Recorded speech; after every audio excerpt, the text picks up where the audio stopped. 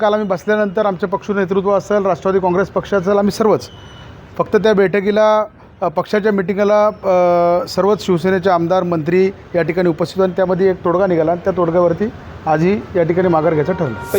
नाही, जुई दळवी यांचा आत्ताच आम्ही उमेदवारी अर्ज या ठिकाणी मागं घेतलेला आहे. आपल्या सर्वांना कल्पना असेल की राज्याचे उपमुख्यमंत्री आदरणीय एकनाथजी शिंदेसाहेब यांच्या नेतृत्वाखाली जो काही निर्णय आणि जो काही पक्षाचा आदेश असतो त्या आदेशाचं तंतोतंत पालन करणारे आम्ही सर्व कार्यकर्ते आहोत.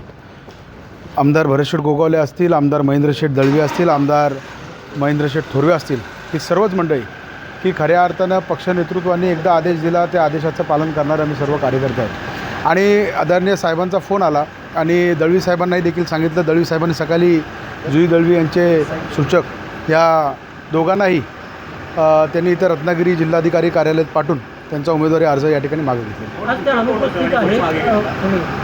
माळी या ठिकाणी आमचे जिल्हा परिषद सदस्य आहेत, ते स्वतः या ठिकाणी सूचक होते. विघ्नेश माली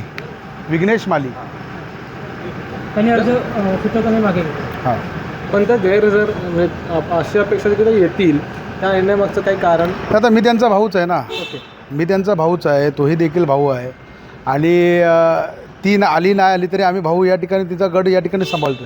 पण एकीकडे असं म्हटलं जात होतं की आमचा वाद हा तटकरेंशी आहे, आम्ही कोणत्याही परिस्थितीत माघार घेणार नाही.